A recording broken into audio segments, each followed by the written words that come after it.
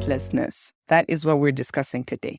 Relentlessness is all about your strength, the pace, the persistence you put into everything that you're working on, whether it be your friendships, whether it be your work environment, any task that you know you have to get done. It's all about being relentless, meaning you wake up and you're like, I got to get this done despite how I feel, despite my feelings.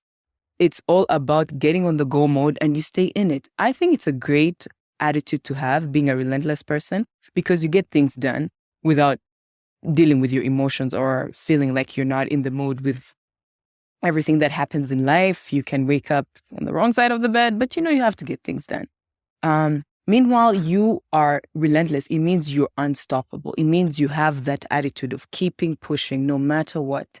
And that's the attitude that everybody needs, whether it be in work environment, project-wise, school-wise, friendship-wise, and everything.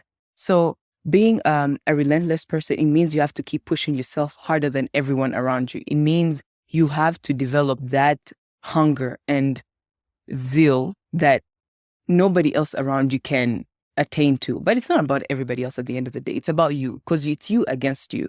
So developing the character of relentlessness, it means you have to get into the zone. Do not think, just implement. Meaning, if you have a task, don't sit and be like, oh, when will I get it done? Is it going to get done? No, wake up, get it done, produce results. Results are better than you taking that span on not feeling well and everything. So you have to get into the zone. You zoom into what you have to do, get it done, then you can zone out and you do things at the right time.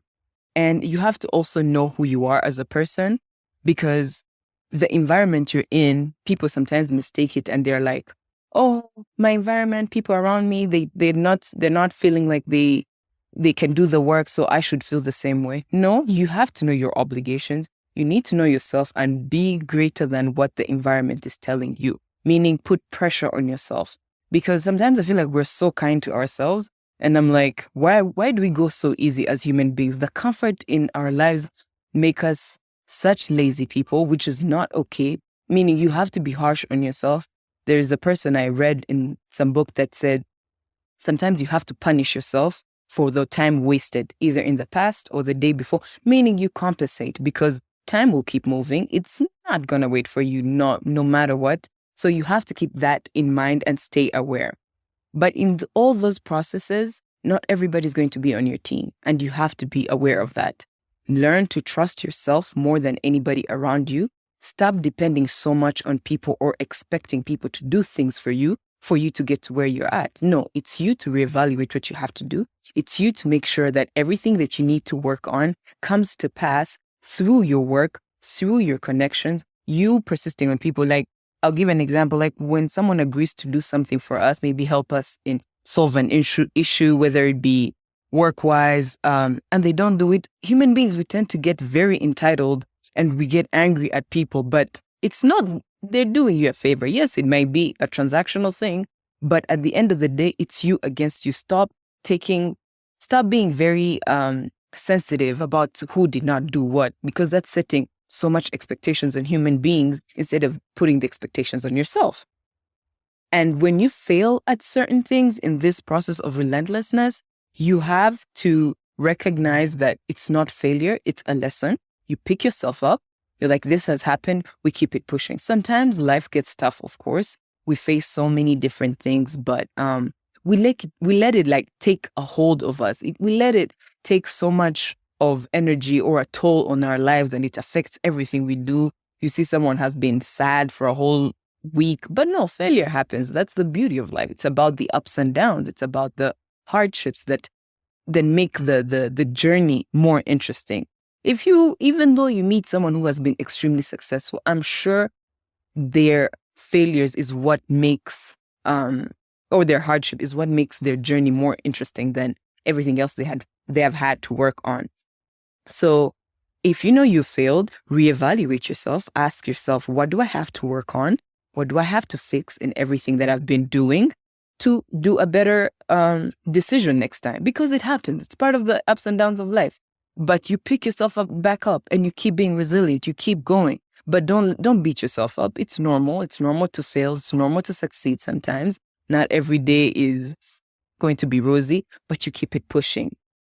And a as soon as you have maybe achieved something good as a relentless person, you don't get too comfortable. Sometimes our brains and our natural way of thinking makes us feel like we have reached the destination. And once you succeed at something or you get an achievement, it's not about that, oh, I have won and I'm good. Now let me sit back. No, you have to ask yourself, okay, so what else can I tackle right now? What else can I work on that can make me become better or sharpen my skills? Is there another skill that I have to learn that can help me become a better person? So don't just do things for the sake of doing them. Become addicted in, I know it sounds weird, but become so addicted to what you do that you want to do better, you want to grow, you want to elevate, you want to become a stronger person, because that is how you're going to make a difference in this world. Otherwise, you're going to stay mediocre, you're going to stay at the same level as other people. But if you want to challenge yourself, it's not even about competition with other people. You're in competition with yourself. You're supposed to wake up and challenge yourself on a daily basis rather than expecting the environment or the people to push you to do what you have to do. No, it's you against you. It's your story you're writing. It's your battles that you're going through. It's your achievements that you're managing to tackle and all that. And it's also good in relation to the previous episode where I talked about mindset and everything. You have to have such a clear mindset in terms of you have to think critically as a relentless person so that you recognize problems before they actually happen. Because when you become like a go-getter, you start to see things before, you predict them before they happen because you have taken time to think, you have taken time to prepare yourself, which makes you a very smart person, and you save yourself the trouble of dealing with things that will happen in the future. So once you develop that character of thinking ahead of time, you realize that even people who let's say you work with or work under you or you live with, when they're in panic mode, they come to you because they need you. And we're all here to serve each other. So become so good that even the people around you, you can help them solve their problems. We live in a community. We're supposed to work with each other and help each other. So it's not only about you at the end of the day. It's for you to do better for yourself so that you can help the people around you also become better human beings, and not even better human beings, just help them solve their issues, whether it be work, friendship-wise, all these things. But it all starts with you before you can give it to someone else, because you cannot help someone or give someone what you don't have. I hope that makes sense. Don't compete with anyone. Just do what serves you best. Don't always look at, oh, my neighbor did this, because that's going to create anger. It's going to create jealousy, which hinders your progress as a relentless person. Relentless people, they focus on what matters to them, what serves them, what basically they mind their own business. And I think that's a great thing to do to become a relentless person in this day and age in society, because we have so many distractions.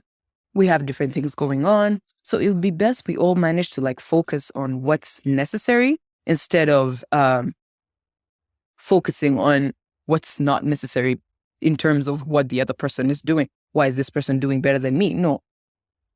The grass, you have to keep watering your own grass before you look at your neighbors. So that means set crazy goals. Become delusional. That's what they say. Sometimes become delusional and be like, hey, I want this, because nothing is impossible, in my opinion. You just have to think wild, get to the work, and you can get everything you put your mind to. And that will help you make better decisions when you know your path. And you don't have to love everything you do or become emotional. You have to be in love with the results. So get things done, get the results, and then you keep it pushing. You get to the next level. And in all these things, when you become a relentless person, not everybody's going to like you. You're going to be hated by many people. You're going to have people who think that you're a bit tough or you're hard to work with. But I think it's always best not to be liked, but to be understood or feared or respected. Yeah, it's best to earn respect than people just liking you for the sake of it. No, but do people respect you? Because you're the type of person that gets things done. You produce results. You have that growth mindset. Once you say you're going to tackle something, you actually get it done. And that's the attitude that we all have to have.